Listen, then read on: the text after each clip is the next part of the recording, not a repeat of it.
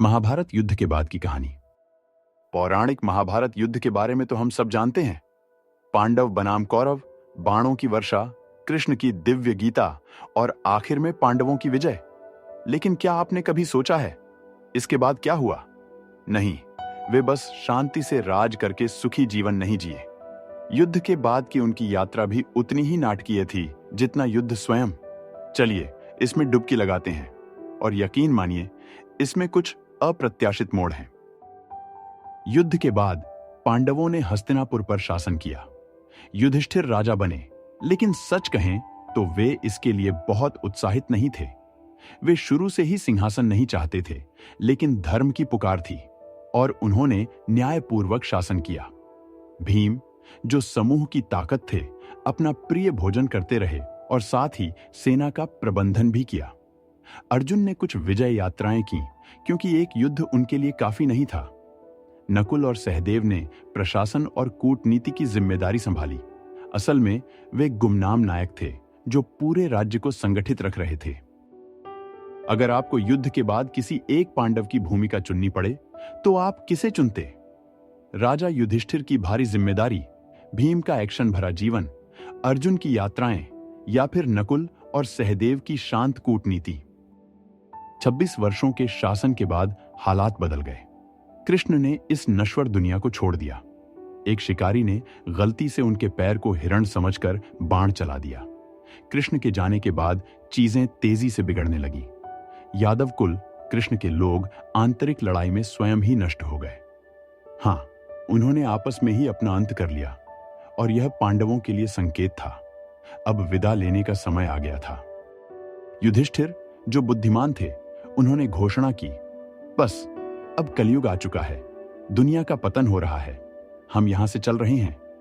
और इस तरह उनकी अंतिम यात्रा महाप्रस्थान शुरू हुई। पांडव द्रौपदी के साथ राज्य छोड़कर उत्तर की ओर हिमालय की यात्रा पर निकल पड़े। लेकिन यहां असली ट्विस्ट आया। वे एक एक करके गिरने लगे। और नहीं, ठंड या ऊंचाई की वजह से नहीं, बल्कि हर गिरावट के पीछे एक दार्शनिक कारण था। सबसे पहले द्रौपदी गिरी। क्यों? युधिष्ठिर ने कहा कि वह अर्जुन को बाकी भाइयों से अधिक पसंद करती थी।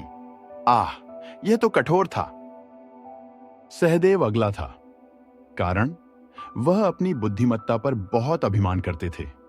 तो हां बच्चों, विनम्रता जरूरी है। नकुल उसके बाद गिरे। कारण, उनकी सुंदरता उन्हें थोड़ा घमंडी बना चुकी थी। सच कहें तो हम उन्हें दोष नहीं दे सकते। अर्जुन, वह भी गिर गए।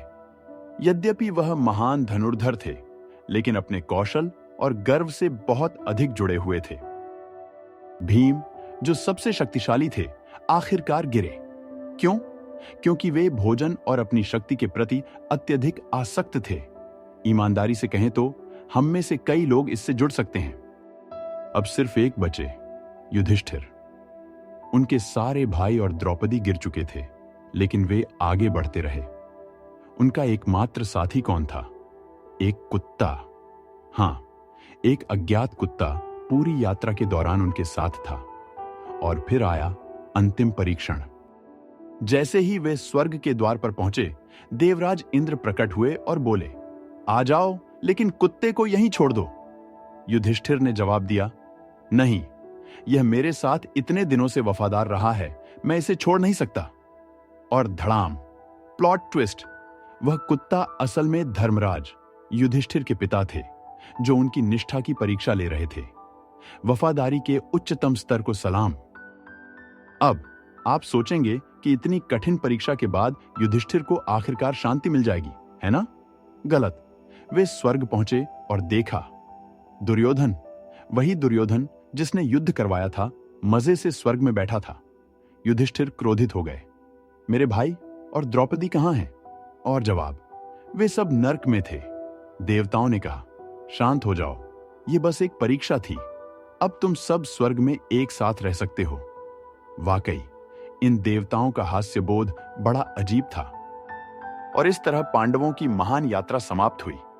एक राज्य पर शासन करने से लेकर हिमालय की यात्रा, निष्ठा की परीक्षा और स्वर्ग में अजीब सरप्राइज तक, उनकी कहानी साधारण नहीं थी, लेकिन उनकी विरासत, वह आज भी जीवित है। आपको उनकी यात्रा में सबसे अधिक आश्चर्यजनक क्या लगा? और अगर मौका मिले तो क्या आप आत्मज्ञान की ऐसी यात्रा पर जाना चाहेंगे, या फिर आज की मॉडर्न लाइफ ही काफी चुनौतीपूर्ण है?